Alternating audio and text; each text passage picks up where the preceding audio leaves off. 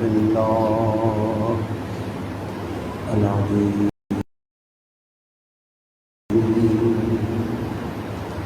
أعوذ بالله من الشيطان الرجيم بسم الله الرحمن الرحيم هدانا لهذا وما كنا لنهتدي لولا أن هدانا الله والصلاة والسلام على أشرف الأنبياء والمرسلين خاتم النبيين بالقاسم المصطفى محمد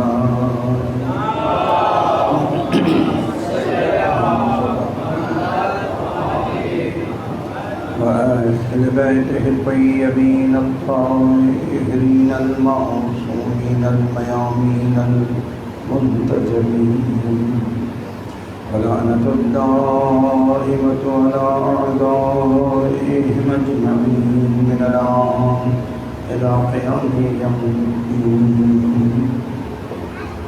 فقد قال الله تبارك وتعالى في محكم كتابه المجيد وفرقانه الحميد أعوذ بالله من الشيطان اللعين الرجيم هو الذي أرسل رسوله بالهدى ودين الحق ليظهره على الدين كله ولو كره المشركون. اسألي وجود پاک و متا علی محمد وعلی محمد اجمعاً باعث بلند صلوات.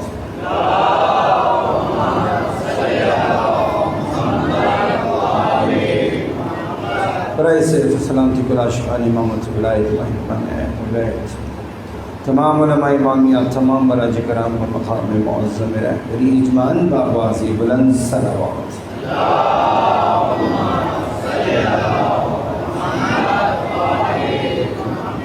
برائے اسی بنابودی دشمنان اسلام و دشمنان اہل بیت و تعجیل در ظہور حضرت امام زمان اجمعاً باعث بلند صلوات.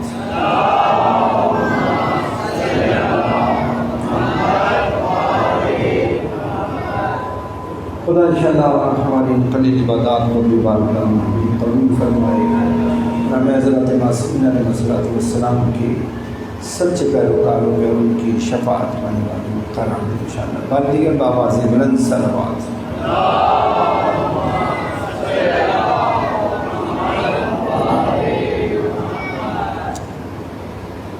عزیزان محترم عزاداران گرامی قدر، کلام الہی کے اس حصے کی تلاوت کا شرف حاصل کیا. سورہ توبہ آیت نمبر 33.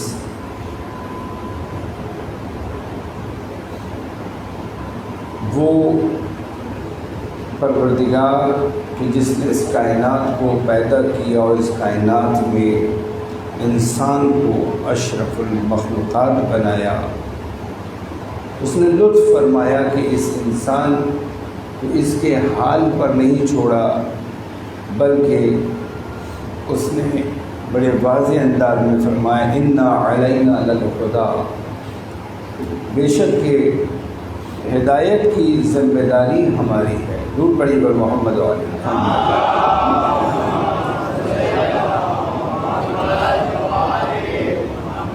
فرمایا بے شک کہ ہدایت کی ذمہ داری ہماری ہے. یہ اس کا بڑا لطف ہے کہ اس نے ہدایت کو ہمارے حوالے نہیں کیا بلکہ اپنے پاس رکھا. ہمارا تو آپ کو پتہ ہے نا کہ ہم لوگ خدا کی نعمتوں کے ساتھ کیا کرتے ہیں. اس نے بڑا واضح فرمایا کہ ہدایت کی ذمہ داری ہماری ہے، اس لیے کہ اسی نے فرمایا ہے والذی هو اللہ الذی اخرجکم من بطون امہاتکم لا تعلمون شیئا، وہ اللہ وہ ہے کہ جس نے تمہاری ماؤں کے شکموں سے، بطون سے تمہیں اس حال میں نکالا کہ تم کچھ نہیں جانتے،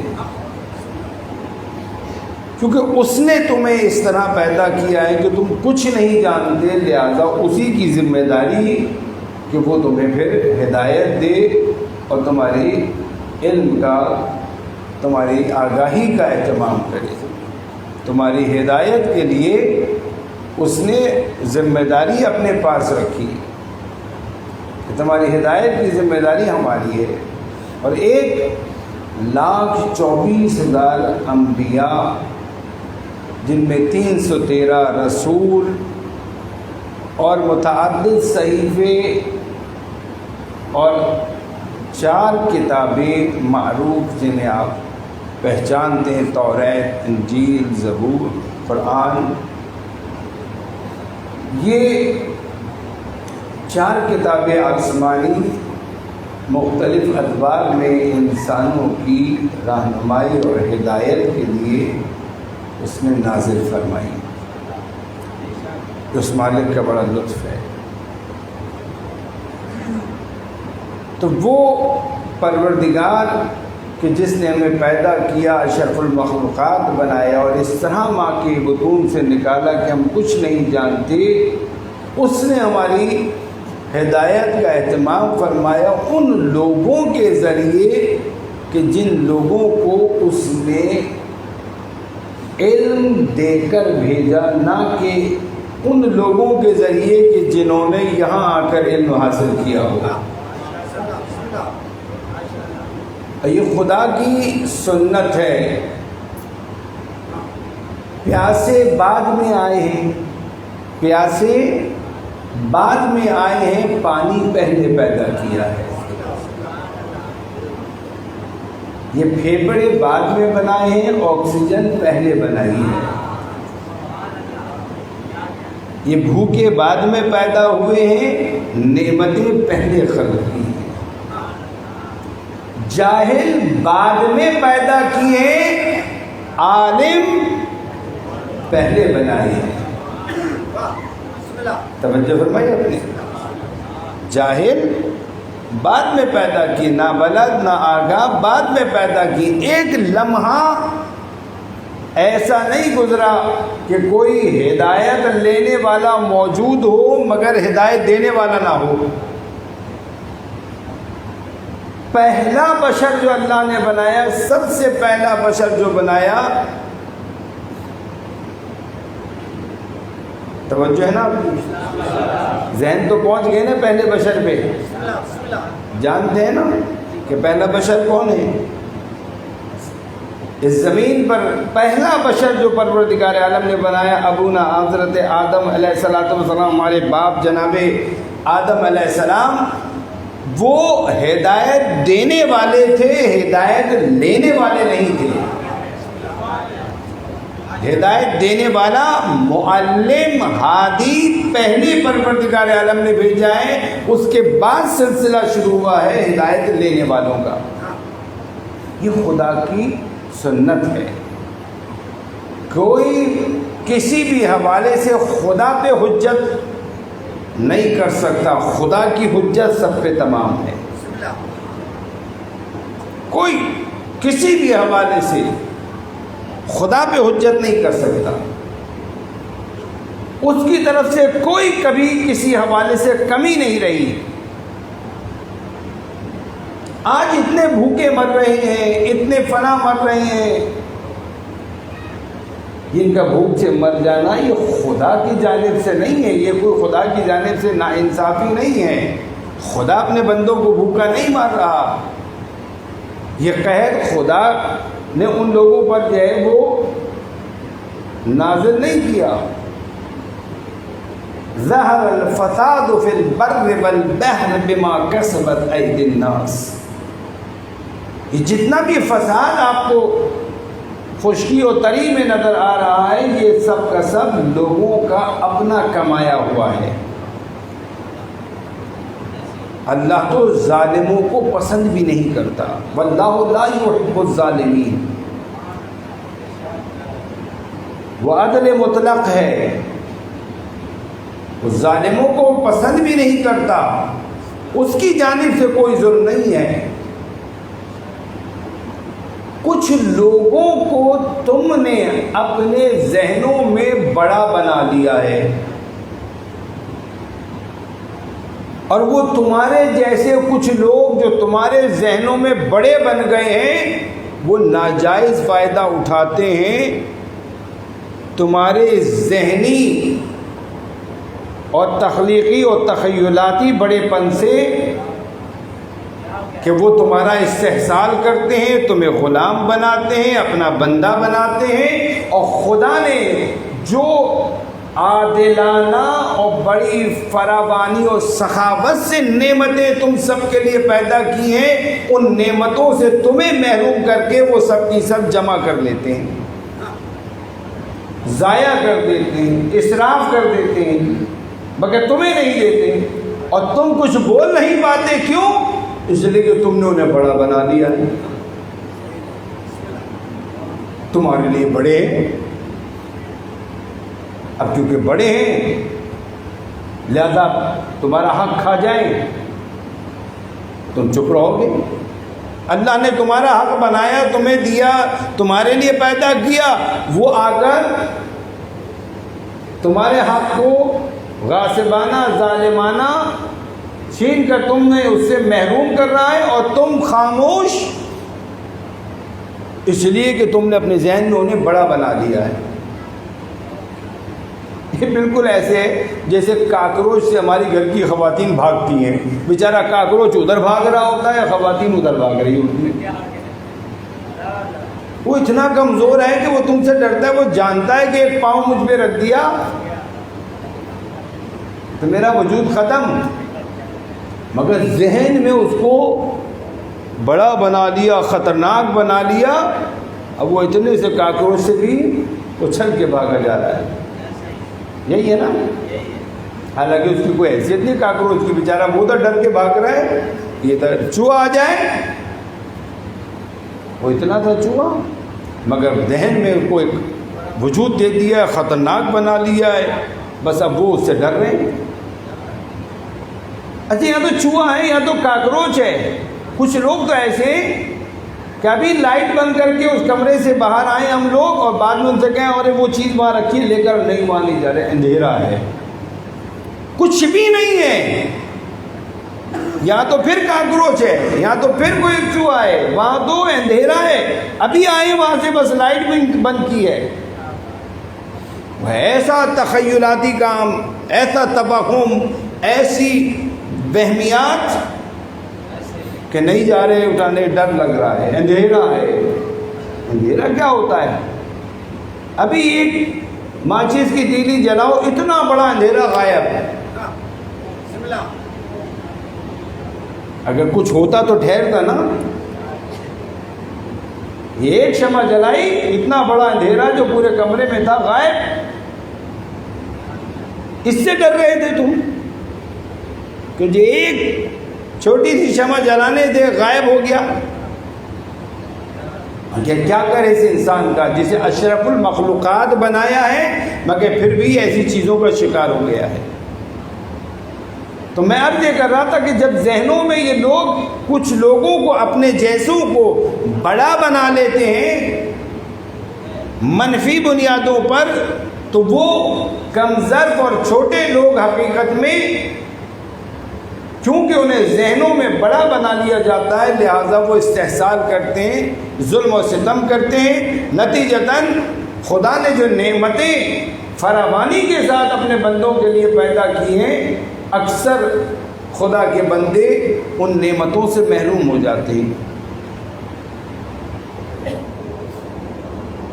کیوں نہیں آگے بڑھتے؟ کیوں اپنی نعمت اپنا حق نہیں لیتے؟ اپنا حق لینا چاہیے۔ یہ چند افراد، اگر فرعون کیا تھا، کیا حیثیت تھی فرعون کی؟ اگر خدا پر ایمان لائے ہو، اگر پروردگار ہے تو اس خدا کی قدرت کو دیکھو، نہ کہ فرعون کی لشکر کو دیکھو۔ دیکھا نہیں تم نے کہ اس خدا نے اس فرعون کو پورے لشکر کے ساتھ نیل کی موجوں میں غرق کر دیا؟ کہاں گیا وہ لشکر؟ کہاں گیا وہ کر و فر؟ پوری طاقت اور پوری رعونت کے ساتھ، پورے اپنے اسلحے کے ساتھ، اپنے کمانڈوز کے ساتھ، آج کی زبان میں جناب موسیٰ کا اور ان 12 قبیلوں کا پیچھا کرتا ہوا ان راستوں پر چلا آیا جو راستے اللہ نے فرعون کے لیے نہیں، جناب موسیٰ اور ان کے ساتھیوں کے لیے بنائے تھے۔ نیل کا پانی معمور تھا کہ موسیٰ اور اس کے ساتھیوں کو عبور کروا دے، فرعون کے لیے معمور تھوڑی تھا، کوئی مربت تھوڑی ہے۔ جیسے ہی جناب موسیٰ اور ان کے ساتھی نکلے، وہ جو 24 سائڈز بنی ہوئی تھی، 24 کنارے بن گئے تھے، 12 راستے، ہر راستے کے 2 کنارے، وہ جو 24 سائڈز بنی ہوئی تھی وہ آپس میں مل گئی، اور ایسا ہو گیا فرعون اور اس کا لشکر کے جیسے تھا ہی نہیں۔ اس سے ڈر رہے تھے۔ اگر وہ قوم نہ ڈرتی اور جناب موسیٰ کا ساتھ دیتی تو اتنا سفر بھی طے نہ کرنا پڑتا۔ لوگ ساتھ نہیں دیتے۔ ان لوگوں کے ہاتھوں میں ہتھکڑیاں نہیں ہوتی، پاؤں میں بیڑیاں نہیں ہوتی، گلے میں توق نہیں ہوتا، مگر پھر بھی بیچارے اسیر ہوتے ہیں۔ جب ذہن اسیر ہو جائیں تو پھر کسی زنجیر کی ضرورت نہیں پڑتی۔ جب ذہن میں غلامی کی سوچ آ جائے، جیسے ایک زمانے تک سیاہ فام افریقہ کے مختلف ممالک میں جب لے جائے گئے تو ان کی نسلیں جو پیدا ہوئیں اس ذہنی طور پہ اپنے آپ کو یہ باور کر چکی تھی، اپنے آپ کو یہ تلقین کرا چکی تھی کہ ہم تو غلام ہیں، ہم پیدا ہی غلامی کے لیے ہوئے ہیں، ہمیں بنایا ہی غلامی کے لیے گیا ہے، لہذا وہ کبھی بھی آزادی کے لیے، حریت کے لیے، نجات کے لیے، اپنے حقوق کے حصول کے لیے سوچتے ہی نہیں تھے، سوچ ہی نہیں تھی، اس لیے کہ ذہنی طور پہ غلام ہو گئے تھے۔ تو یہ چند لوگ اگر ذہنوں میں بڑے بن جاتے ہیں تب سسٹم میں خرابی پیدا ہوتی ہے۔ خدا کے بنائے ہوئے نظام میں کوئی خرابی نہیں، اللہ عادل ہے، وہ ہر بندے کو چاہتا ہے کہ اس کا بندہ اس کی نعمتوں سے بہرہ مند ہو، اس کی بندگی کرے۔ یہ اور بات کہ کبھی کسی کو دے کے آزماتا ہے، پھر اس سے دے کے آزماتا ہے، پھر دے کے آزماتا ہے، یہ خدا کا ایک اپنا طریقہ کار ہے۔ ایک کو دوسرے کے ذریعے آزماتا ہے، آزمائشیں ہوتی ہیں، ظلم نہیں ہے خدا کی، آزمائش ہے خدا کے نظام میں، ظلم نہیں ہے۔ جہاں ظلم نظر آئے وہاں ظالم کو ڈھونڈیے، خدا سے شکوہ نہ کیجیے۔ ظلم پہ خاموشی بھی ظالم کے ساتھ اس کے ظلم میں شرکت کے مترادف ہے۔ توجہ فرمائی آپ نے؟ لہذا جو میں بات آپ کی خدمت میں عرض کر رہا تھا کہ آج اگر کہیں پر قحط ہوتا ہے، کہیں پر اگر کوئی کسی حوالے سے ظلم و ستم کا شکار ہے، یہ اللہ کی جانب سے نہیں ہے، اللہ کا عذاب تو نازل ہوتا ہے گناہ گاروں پہ، نافرمانوں پہ۔ میں اقبال نے کہا تھا برف گرتی بھی ہے تو بیچارے مسلمانوں پر، جو شکوہ کیا تھا تو جواب بھی دیا اقبال نے اپنے مقام پر، اس شکوے کا شکوہ کر کے خود اس کا جواب بھی دیا کسی اور موقع پہ انشاءاللہ۔ تو شکوہ یہ تھا کہ برف گرتی بھی ہے تو بیچارے مسلمانوں پہ، وہ کافر بڑے مزے میں زندگی گزار رہے ہیں۔ وہی تم اگر مسلمان ہو تو تم میں اور کافر میں بڑا بنیادی فرق ہے۔ دیکھیے آپ میں سے اکثر نے ٹرین میں سفر کیا ہوگا، کیا نہیں کیا؟ ٹرین میں سفر کیا ہے؟ تو گھر سے جب نکلتے ہیں ہم تو ایک مناسب پیسے اپنے ساتھ زیادہ سے زیادہ کہ پریشانی نہ ہو، اپنے ساتھ لے کر سفر پہ نکلتے ہیں۔ اب اسٹیشن پہ پہنچے، جانا ہے کوئی 400-500 کلومیٹر کا سفر ہے آگے کسی دوسرے شہر۔ اب اسٹیشن پہ پہنچے، وہاں تو جب آپ نے دیکھا ہوگا، گئے ہوں گے اسٹیشن پہ، مختلف اسٹال بھی ہیں۔ اب یہ کوئی وہ یورپ کے اسٹیشن تو ہیں نہیں، حتیٰ جمہوری اسلامی ایران کے بھی اسٹیشن ایسا نہیں ہے، وہاں تو غیر پیسنجر تو آ بھی نہیں سکتا، صرف وہ ٹکٹ ہولڈر جس کے پاس ٹکٹ ہے اور اسٹاف، بس وہ آ سکتے ہیں پلیٹ فارم پہ کوئی غیر متعلق شخص آ ہی نہیں سکتا، صرف ریلوے کا اسٹاف اور پیسنجر، بس اس کے علاوہ کوئی نہیں آتا۔ ہمارے یہاں ہے، آپ نے دیکھا ہوگا چائے کا اسٹال فلاں۔ اب ہم اسٹیشن پہ بیٹھے اور چائے والا آ رہا ہے تو وہ چائے دے دو، بسکٹ والا ہے بسکٹ دے دو، فلاں آیا یہ دے دو وہ دے دو۔ اب ایک آدمی بیٹھا ہوا ہے، وہ کچھ بھی نہیں خرید رہا، اور یہ ماشاءاللہ جو ہے وہ بسکٹ بھی کھا رہے ہیں، کولڈ ڈرنک بھی پی رہے ہیں، فلاں بھی پی رہے ہیں، یہ بھی خرید لیا، اجرک بھی خرید لی، ملتان کا سون حلوہ بھی لے لیا، اور ایک ڈھیر جمع کر لیا۔ ویسے ہی سامان اتنا پہلے جمع کیا ہوا تھا، یہ اور ایک بڑھ گیا، کھا پی لیا اور مصیبت۔ وہ آدمی بیٹھا ہوا ہے تو اس آدمی کو کیا آپ کنگلا کہیں گے؟ فرق کیا ہے؟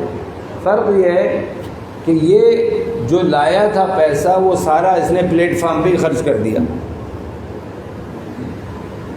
اور وہ اپنی جیب میں رکھے ہوئے کہ آگے ابھی مجھے سفر کرنا ہے، مجھے وہاں ضرورت پڑے گی، جہاں جا رہا ہوں وہاں ضرورت پڑے گی، اس نے وہاں کے لیے سرمایہ یہاں سے اپنے پاس محفوظ کیا ہے کہ آگے سفر کرنا ہے، ضرورت پڑے گی۔ سفر دونوں کریں گے مگر اس کی جیب خالی ہو چکی ہوگی، آگے اس طویل سفر میں وہ شکل دیکھے گا اور یہ اپنے اس سفر کو بڑا آسودہ طے کرے گا، جہاں جہاں ضرورت پڑے گی یہ سرمایہ اس کے کام آئے گا۔ بس کافر میں اور مسلمان میں یہی فرق ہے، کافر ساری لذتیں اور توانائیاں اور دولت اور اختیارات سب یہیں کے لیے خرچ کرتا ہے، یہیں جمع کرتا ہے، یہیں پہ لگا دیتا ہے، جب جاتا ہے تو ہاتھ خالی اور آگے پریشانیاں۔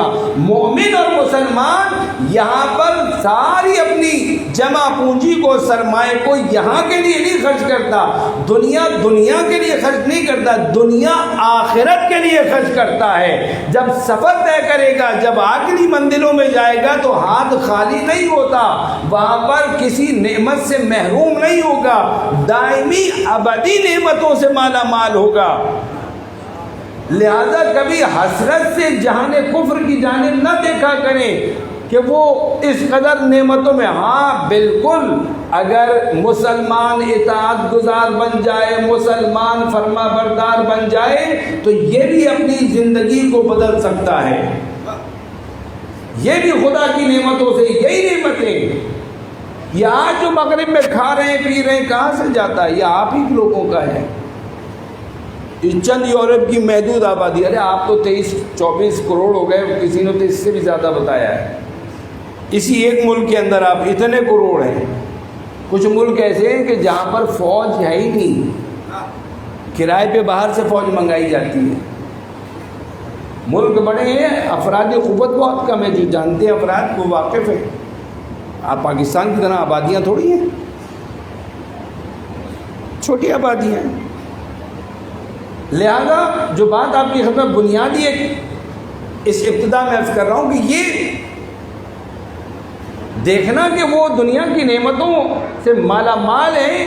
اگر آپ کا بھی نظریہ مادی ہے، آپ کمیونسٹ ہیں، آپ بدھسٹ ہیں، بت پرست ہیں، پھر تو کوئی مشکل نہیں، پھر تو آپ مقایسہ کریں دیکھیں۔ مگر آپ اگر آخرت پر ایمان لائے ہیں، پیغمبر کی رسالت پہ ایمان لائے ہیں، مولا کائنات کی ولایت پر ایمان لائے ہیں، اس علی کی ولایت پر ایمان لائے ہیں کہ جس نے بڑا واضح کہا، جب قمبر نے مولا کو اندر لے جا کر ایک مرد باندھ دیا اور اسے توڑا تو اس کے اندر سے سونے اور چاندی کے سکے نکلے. کہنے لگا قمر مولا آپ اپنا بھی سب کچھ خرچ کر دیتے, اپنے لیے کچھ نہیں رکھتے, میں نے یہ آپ کے لیے جمع کیا اپنے ہوش سے. مولا نے کہتے نقل کرتے کہ قمر سے کہا کہ قمر اس کے معنی ہے کہ جو تمہیں ملتا تھا وہ تمہاری ضرورت سے زیادہ تھا. اور وہی اپنی پہلے قمر نے اشارہ کر دیا تھا مولا میں جانتا ہوں آپ اس کے ساتھ کیا کریں گے. وہی ہوا کہ مولا امیر المومنین نے اپنی شمشیر سے ان درہم و دینار کے ٹکڑے کیے اور ان سب کو ناداروں میں وہ پریشان حال لوگوں میں تقسیم کروا دیا. اور پھر فرمایا اس سونے چاندی کو مخاطب قرار دے گی جس وقت اس موقع پر آپ نے فرمایا غری غیری, اے دنیا جا علی کے غیر کو جا کے دھوکہ دے, علی تیرے فریب میں آنے والا نہیں, میں نے تجھے 3 طلاقیں دی. اس علی پر ایمان لائے ہیں جو دنیا کا اسیر نہیں ہے, جو لذت پرست نہیں ہے. ہم خدا پرست ہیں,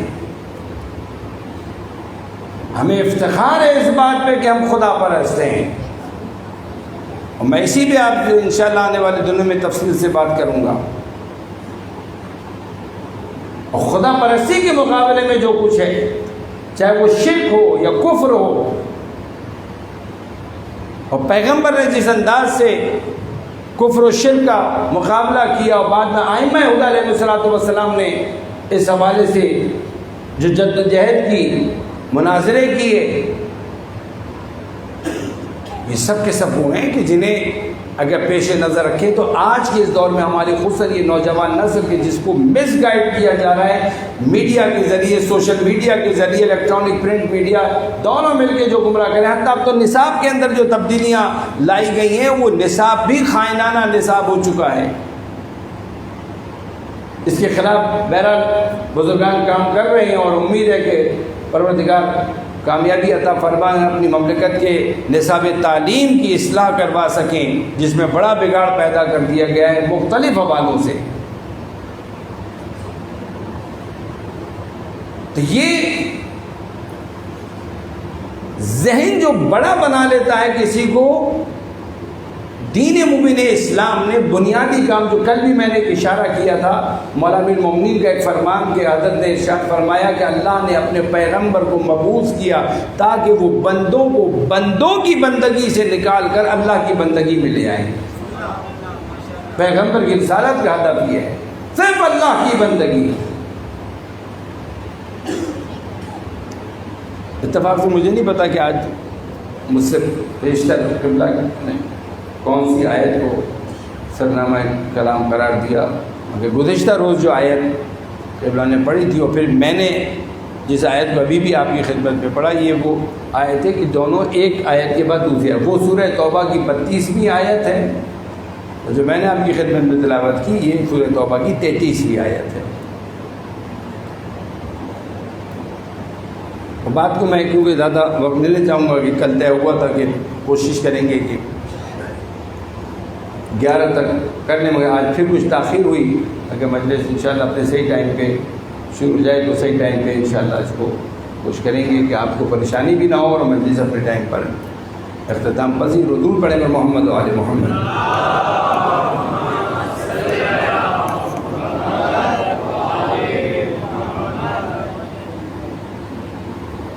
یہ اگر جس کی تفصیل میں انشاءاللہ کر جاؤں گا, جو بات میں آپ سے عرض کر رہا تھا کہ مولا کائنات نے فرمایا کہ اللہ نے پیغمبر کو مبعوث کیا تاکہ وہ بندوں کو بندوں کی بندگی سے نکالے. یعنی کسی بھی صورت میں اللہ کو شرک پسند نہیں.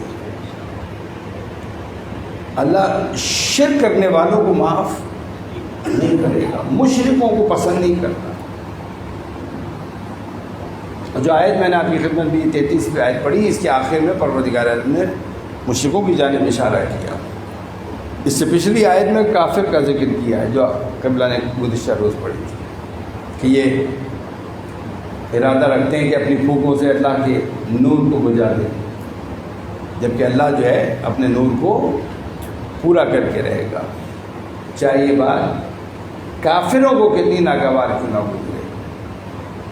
اور اس آیت کے فوراً بعد والی آیت میں ارشاد فرمایا کہ وہ ہے کہ جس نے اپنے رسول کو بھیجا بالہدا و دین الحق، قرآن، خدا سے مراد یہ قرآن ہے، قرآن اور دین حق کے ساتھ، تاکہ وہ اس دین حق کو تمام باطل ادیان پر غلبہ عطا فرمائیں، وَلَوْ كَرِهَ الْمُشْرِكُونَ، اور چاہے یہ بات مشرکوں کو کتنی ہی ناگوار کیوں نہ گزرے۔ اللہ اپنے نور کو پورا کرے گا، یہ بات کافروں کو ناپسند ہے۔ اللہ اس دین کو غلبہ دینا چاہتا ہے اپنے پیغمبر کے ذریعے، یہ بات مشرکوں کو ناگوار ہے۔ انشاءاللہ آنے والے وقت میں آپ کی خدمت میں اس حوالے سے تفصیل سے عرض کریں گے، وہ کافروں کو کیوں ناپسند ہے، یہ مشرکوں کو کیوں ناپسند ہے۔ بات کیا اس سے پہلے کیا تذکرہ ہوا گزشتہ آیت میں، 30ویں آیت میں، 31ویں آیت میں، آپ کو پتہ چلے گا کہ آپ کا دین کتنا پرفیکٹ ہے اور کتنے خوش نصیب ہیں آپ کہ آپ نے ان ہستیوں سے دین کو لیا ہے کہ جو ذرہ برابر خیانت کا سوچ بھی نہیں سکتے، پوری امانت داری کے ساتھ اللہ کی ان امانتوں کو آپ کے لیے انہوں نے منتقل کیا اور پہنچایا ہے۔ محمد والے محمد بلند السلام،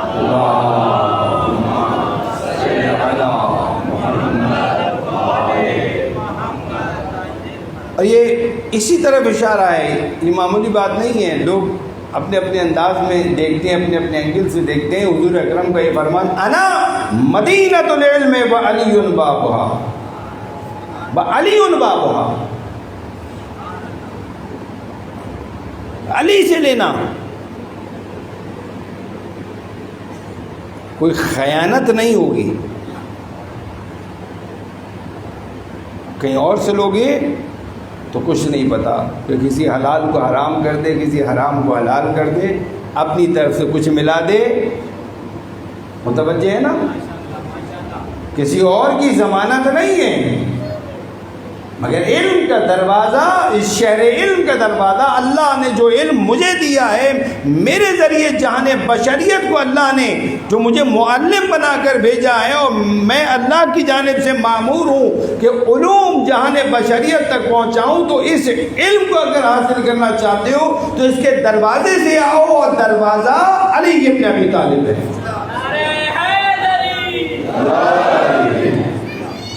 اس لیے کہ علی خائن نہیں ہے، علی خیانت کرنے والا نہیں ہے، علی اپنی مرضی سے،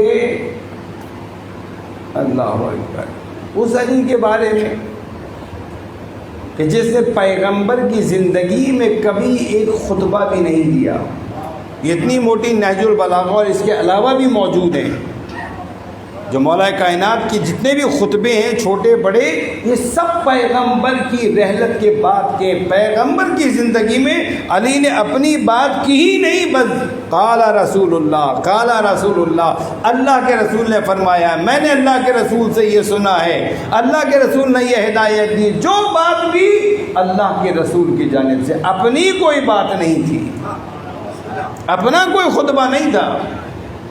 جب اللہ کے رسول کا وصال ہوا ہے، آپ اس دنیا سے رخصت ہوئے، پھر مولا کائنات نے خطبے اراد فرمائے ہیں۔ پھر یہ آپ دیکھتے ہیں سید عزیز نے جو نہج البلاغہ کی صورت میں ہمارے لیے کمپائل کیے ہیں اور ایک جگہ قصار و خطوط اور ان خطبات کو جمع کیا ہے، یہ مولا کائنات کے رسول خدا کی وفات کی باتیں ہیں۔ وہ علی جو اپنی جانب سے حضور کی حیات میں خطبہ بھی نہیں دیتا، وہ اس پیغام کے اندر خیانت کیسے کرے گا؟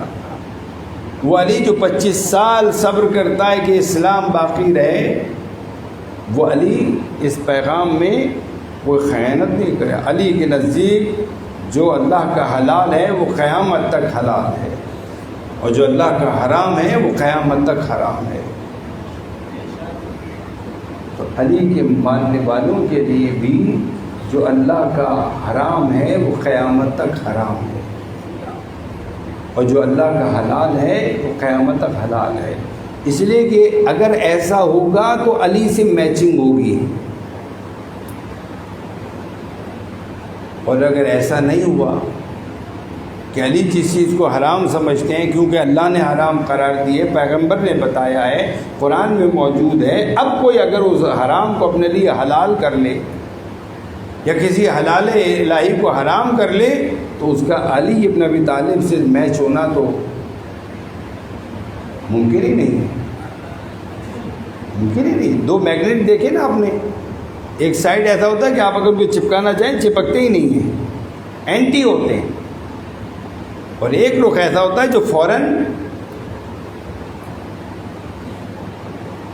کیسے ممکن ہے؟ علی، ہم خود گواہی دیتے ہیں اپنی اذان میں، امام المتقین ہیں، خود گواہی دیتے ہیں علی متقیوں کے امام ہیں۔ اگر متقیوں کے امام ہیں تو بس متقی کو حق ہے کہ وہ کہ علی امام من است و منم غلام علی،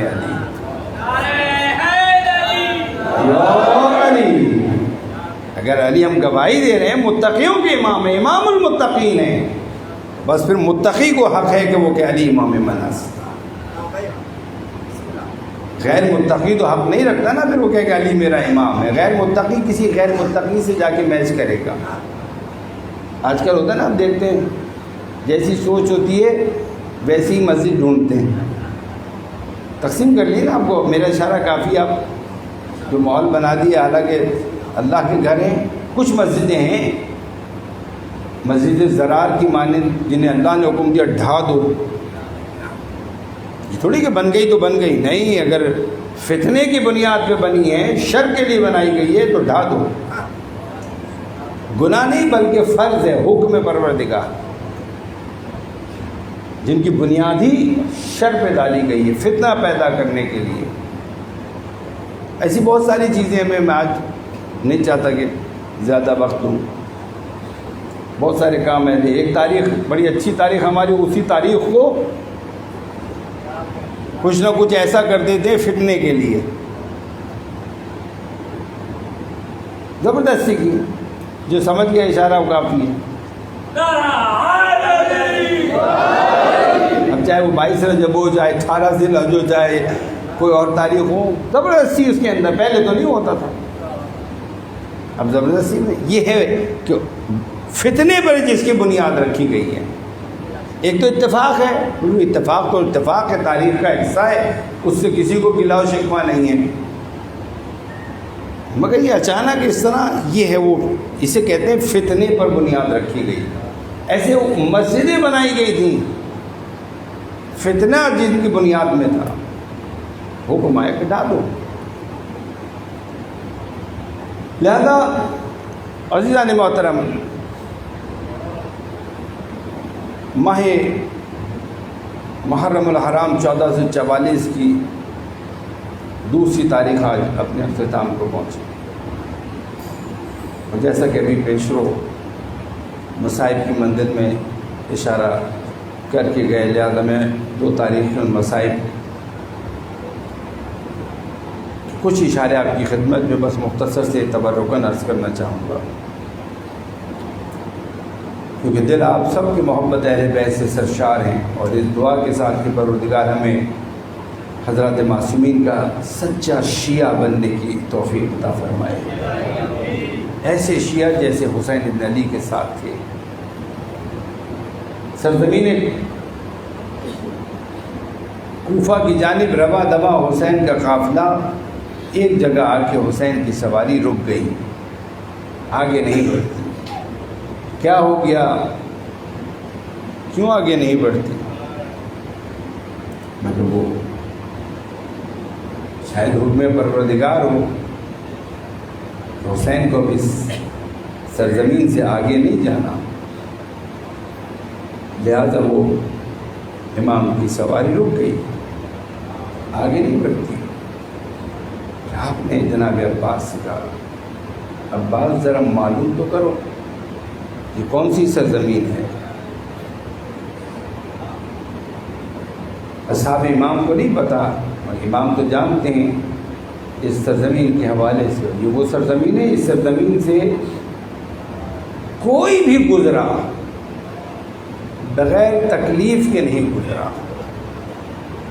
کتنے پیغمبر گزرے اس سرزمین سے، جب بھی گزرے کوئی نہ کوئی تکلیف پہنچی. اس طرح کہ پروردگار سے پوچھا خدایا یہ کیسی زمین ہے کہ جس پہ اس طرح ہمیں تکلیف پہنچی. تو پروردگار کی جانب سے انہیں جواب ملا کہ یہ وہ سرزمین ہے جس پر آخری پیغمبر کا نواسا بھوکا پیاسا ذبح کر دیا جائے. کربلا اتفاقی نہیں ہے، اتفاقاً یہ سرزمین نہیں بلکہ علم الہی میں پہلے سے ہے، اور پیغمبر اس کی مٹی اٹھا کر جناب ام سلمہ کو دے چکے ہیں کہ ام سلمہ اس مٹی کو سنبھال کے رکھو، اور دیکھو جب یہ سرخ ہو جائے اور خونی ہو جائے تو سمجھ لینا کہ میرا حسین کربلا میں شہید کر دیا گیا. عجب سرزمین. سواری آگے نہیں بڑھتی. نام پوچھا گیا، کسی نے شد الفرا، کسی نے نینوا بتایا، کسی نے کرب و بلا. جیسے ہی کرب و بلا کا نام سامنے آیا امام نے کہا ہاں ہونا عباس یہی وہ جگہ ہے، یہیں پر ٹھہرنا ہے. عباس یہیں پہ خیمے لگنے ہیں، عباس یہیں پہ سامان اتار دو، عباس یہیں پہ ہمارے بچے ذبح کیے جائیں گے، یہیں پہ ہمارا مقتل سجے گا. اللہ اکبر. قربان جائیں. امام حسین ایک مرتبہ سب کو حکم دیتے کہ یہاں پہ ٹھہرنا ہے، پھر کہتے ہیں کہ ذرا معلوم تو کرو یہ زمین ہے کس کی. تو پھر بتایا جاتا ہے کہ یہ زمین قبیلہ بنی اسد کی ہے. مولا فرماتے بنی اسد کے بڑوں کو بتاؤ. بنی اسد کے لوگوں کو پتہ چلتا ہے اہل بیت کے چاہنے والے تھے کہ نبی کا نواسا آیا ہے، تو وہ سب چلے آتے، پیچھے پیچھے ان کی خواتین بھی چلی آتی ہیں، بچے بھی چلے آتے ہیں. امام فرماتے ہیں میں تم سے یہ زمین خریدنا چاہتا ہوں. وہ کہتے ہیں فرزند رسول ہم آپ کو یہ زمین ایسے ہی ہدیہ کی دے. دیکھا نہیں میں خریدنا چاہ رہا ہوں. کیا حکمت ہے امام کی. کہتے ہم آپ کو دینا چاہتے ہیں ایسی ہدیہ. کہتے ہیں نہیں میں اسے خریدوں گا. ایک قیمت معین ہوتی ہے، اور مولا اس زمین کو جس زمین پر امام ابھی تک مہمان تھے اس زمین کو جناب علی اکبر کے نام لے کے اب امام اس زمین کے مالک ہیں. اب حسین کربلا میں مہمان نہیں ہے، اب حسین اپنی زمین پر ہے. اب کوئی یہ نہیں کہہ سکتا کہ حسین مدینے سے نکل کر یہاں فلاں ہمارے علاقے میں آ گئے، ہماری حدود میں آ گئے، ہماری حریم میں آ گئے. زمین بنی اسد کی تھی، امام نے خرید لی، حق ملکیت آ گیا. اب حسین اپنی زمین پر ہے. کہتے ہیں جناب علی اکبر کے نام زمین خرید لی. عباس خیمے لگاؤ. خیمے لگا دیے گئے. نقل کرتے ہیں اسی موقع پہ بس یہ چند آخری جملے. امام نے ایک مرتبہ جب سامان اتر گیا خیمے لگا دیے، آپ نے ایک مرتبہ بنی اسد کے مردوں کی جانب رخ کیا. وہ کہا ہے بنی اسد کے لوگوں ابھی کچھ وقت کے بعد یہاں پر ایک لشکر آئے گا، گھمسان کا رن پڑے گا، جنگ ہوگی اور ہم قتل کر دیے جائیں گے، سب کے لاشیں دفنا دیے جائیں گے، ہمارا لاشا بے گور و کفن چھوڑ دیا جائے گا. اے بنی اسد کے لوگوں جب وہ لشکر چلا جائے تو تم آ کر ہمارے بے گور و کفن لاشوں کو دفنا دینا. یعنی امام پہلے سے بتا رہے ہیں کہ کوئی دفنانے والا بھی نہیں بچے گا. اس کے بعد یہ مظلومیت امام نے ایک مرتبہ بنی اسد کی عورتوں کی جانب رخ کر کے فرمایا، اے بنی اسد کی عورتوں، اگر تمہارے مرد کسی خوف کی وجہ سے نہ آ سکے ہمارے لاشوں کو دفنانے کے لیے تو تم چلی آنا، ہمارے لاشوں کو دفنا دینا، اس لیے کہ مسلمان کا لاشا دفنانا واجب ہے، اسے بے گور و کفن چھوڑ دینا گناہ ہے۔ اگر مرد مجبور ہو جائیں تو پھر عورتوں پر واجب ہے کہ وہ آ کر لاشوں کو دفنائیں۔ امام وصیت کر رہے ہیں، دیکھو اگر تمہارے مرد نہ آ سکیں تو تم چلی آنا، ہمارے لاشوں کو دفنا دینا۔ ارے واہ رے، کیا وقت تھا!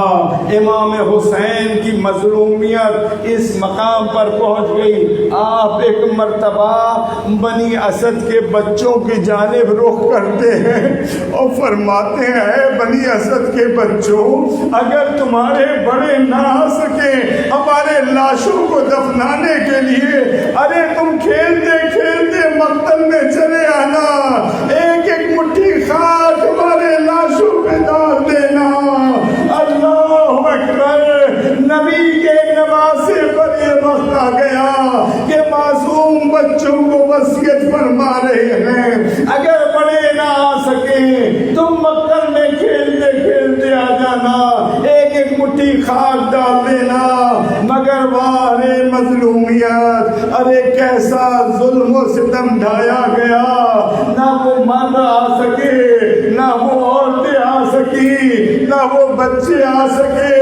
ارے نبی کے نواسے کا لاشا، بنی ہاشم کے لاشے، ارے بے گورو کفن پڑے رہے کربلا کی تپتی ریت پر، اسی فرزند کو جو زنجیروں سے جکڑا ہوا تھا، بے اسمِ امامت آنا پڑا، بے قدرت الہی امام خود تشریف لائے اصالت کی اس حالت میں، بنی اسد کے لوگوں کو بلایا، ارے ان کے ساتھ پھر یہ لاشیں مظلوم کربلا کے دفنائے گئے۔ الا لعنت اللہ علی قوم الظالمین، فسيعلم الذين ظلموا أي منقلب ينقلبون۔ پروردگارہ طیبہ سا محمد و آل محمد کا ہماری ان قلیل عبادات کو اپنی بارگاہ میں قبول فرما۔ پروردگارہ طیبہ سا محمد و آل محمد کا عزاداران مظلوم کربلا دنیا میں جہاں جہاں بھی حسن حاضرین پروردگارہ عزاداری منعقد کریں، سب کی توفیقات خیر میں اضافہ فرما، ان کی اس عزاداری کو، اس عرصے کو اپنی بارگاہ میں قبول فرما۔ پروردگارہ دشمنان عزاداری کو ذلیل و خوار و نیست و نابود فرما۔ پروردگارہ آل محمد کا ظالم و ستمگروں کو ان کی مظلوم عزائی میں ناکام فرما۔ پروردگارہ سا محمد آل محمد کا بے گناہ اسیروں کو جلد جلد رہائی عطا فرما۔ لاپتہ گم شدہ جبری لاپتہ کر دیے گئے بار الہ ان تمام افراد کو خیر و سلامتی کے ساتھ ان کی منزلوں تک پہنچا۔ پروردگارہ ہمارے اداروں کو کالی بھیڑوں سے پاک و پاکیزہ فرما۔ دیانتدار، فرض شناس، خدمت گزار، تیرا خوف رکھنے والے جتنے بھی اہلکار و افسران ہیں ان کی توفیقات میں اضافہ فرما۔ بار الہ جو ہماری جغرافیائی سرحدوں کی حفاظت کر رہے ہیں ان کی توفیقات میں اضافہ فرما۔ بار الہ جو اسلام کے حوالے سے نظریاتی سرحدوں کا دفاع کر رہے ہیں ان کی بھی توفیقات خیر میں اضافہ فرما۔ پروردگارہ سا محمد آل محمد کے ہمارے جوانوں کو، ہماری موجودہ نسل کو اور خصوصاً آنے والی نسلوں کو بھی جو مختلف حوالوں سے ہدف بنایا ہوا ہے دشمن نے، اور تمام تک ٹیکنالوجی کو استعمال کر کے ان کے عقیدے کو، ان کے اخلاق کو برباد کرنے کے اوپر تلے ہوئے، بار الہ ان دشمنوں کے شر سے ہمارے جوانوں کو، موجود اور آنے والی نسلوں کو محفوظ فرما۔ ماؤں کو حسن اور والدین کو بالعموم اپنے بچوں کی پاکیزہ بہترین تربیت کرنے کی توفیق عطا فرما۔ بار الہ سا محمد آل محمد کا ہمیں ایک دوسرے کے حقوق کو سمجھنے کی اور ادا کرنے کی توفیق عطا فرما، ایک دوسرے کی خطاؤں سے درگزر کرنے کی، ایک دوسرے کو معاف کرنے کی توفیق عطا فرما۔ بار الہ تقویٰ و پرہیزگاری کے کاموں میں ایک دوسرے کے ساتھ تعاون کرنے کی توفیق عطا فرما۔ پروردگارہ سا محمد و آل محمد کا محبان اہل بیت عاشقان امامت ولایت کی جان و مال و عزت و آبرو کی حفاظت فرما، دشمنان اسلام، دشمنان بشریت، خصوصاً دشمنان تشیع کو ذلیل و خوار و نیست و نابود فرما، مجاہدین اسلام، مقابل قوتیں، خصوصاً مدافعین حرم کو فتح و نصرت و کامیابی و کامرانی عطا فرما، تمام علماء امامیہ، تمام مراجع کرام و مقام معظم رہبری کو اپنے حفظ و امان میں رکھ، انہیں نیک اہداف میں کامیابی عطا فرما، قلب امام زمانہ کو ہم سے راضی و خوشنود فرما، مولا امام زمانہ کے ظہور میں تعجیل فرما، ہمیں حضرت کے سچے اصحاب و انصار میں سے قرار پانے کی توفیق عطا فرما، ہماری موت کو مرگ شہادت قرار دے۔ اللہم صلی علی محمد۔